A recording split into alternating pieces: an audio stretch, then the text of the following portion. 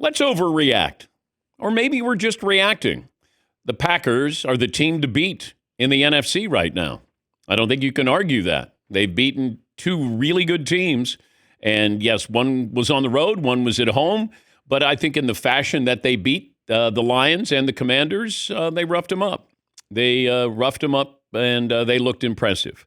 And, two home games, I should say. So, yes, you knock those two off. You check the boxes there with two teams, playoff teams, who have gone to NFC title games, and now all of a sudden you've got everybody's attention.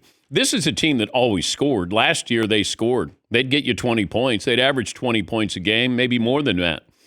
Now you got defense. And if you're able to put pressure, you're able to stop dynamic players, now all of a sudden you've changed the perception of your team because it feels like they're a defensive first team. And if you're going to hit the quarterback 12 times, now all of a sudden he's back there and now he's thinking, instead of you're thinking about the wide receiver, you're thinking about the play. Now you're thinking about where is that guy? Because Micah Parsons, you can look at the stats, and the stats to me, they really don't incorporate how great he is. Because let's say somebody gets a sack and it's not Micah Parsons. Pretty much guarantee that Micah Parsons had something to do with that person getting a sack or holding calls. That's like a sack. If you're going to be holding and he's the one that is being held, once again, that value. There's only a couple of players like that in the NFL. That's why I know Jerry's going to go to his grave saying he made a great deal trading away Micah Parsons. I think Green Bay paid too much for him given the market, but giving up the run stopper and 2 first-round picks, you saw the difference. There's only 5 or 6 players who are like that defensively. And he might be at the top of the list of he's going to put pressure. He's going to make sure you know where he is, and he's going to make everybody better on passing downs. The one thing I would caution is I want to ease him into the season.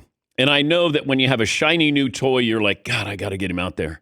I want him to play. He wants to get out there. He's, lobbying Matt LaFleur to get him out there to play a little bit more. A long season. Long season. Players are going to get hurt. Teams are going to be up. They're going to be down. It happens every single year. It's really, really rare when a team doesn't go through a rough patch. And Green Bay will have that this year. But what we've seen so far with the Lions and the Commanders, and I don't think those scores are indicative of just how much better Green Bay was than those teams. But the Packers aren't suddenly Super Bowl contenders because they traded for Micah Parsons, in my opinion.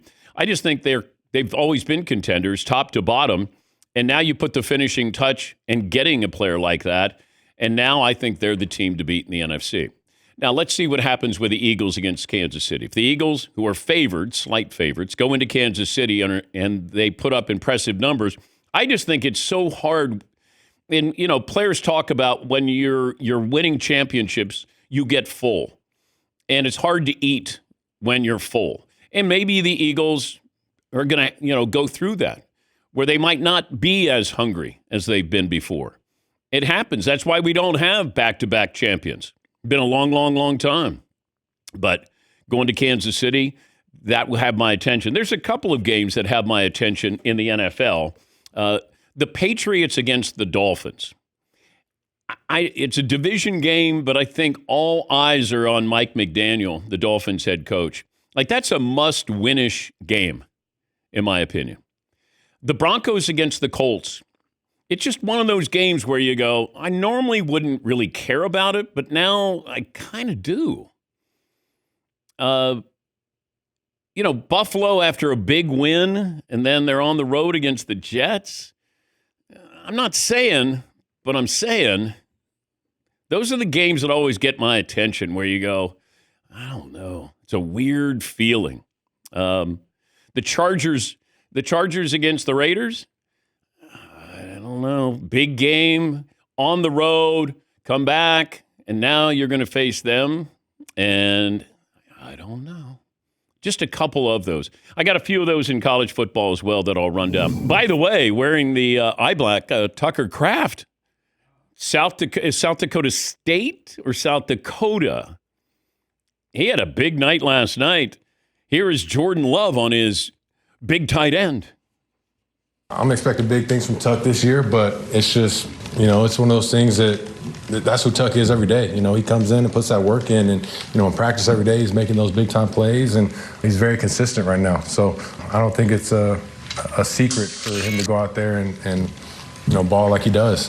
First time having 100 yards, which is pretty cool for him. But, he just goes out there and takes the work from practice into the games and is consistent with what he does. So, we just got to keep building on with him. But, Tuck's a guy that's going to have a big year. South Dakota State Jackrabbits there. Tucker Kraft. People scrambling for their fantasy teams. I got him. I claimed him. I got him. Jaden Daniels ran 7 times for 17 yards. He threw 42 times for 200 yards. Fourth time he's been held under 25 yards rushing in his career. Even kind of non-threatening, although I do love what I see from him. He stands tall in the pocket. I didn't think he was going to have a great game here. Just on the road with this defense, and it just felt like Green Bay should have won by, 4 touchdowns. I thought that they were that much better there.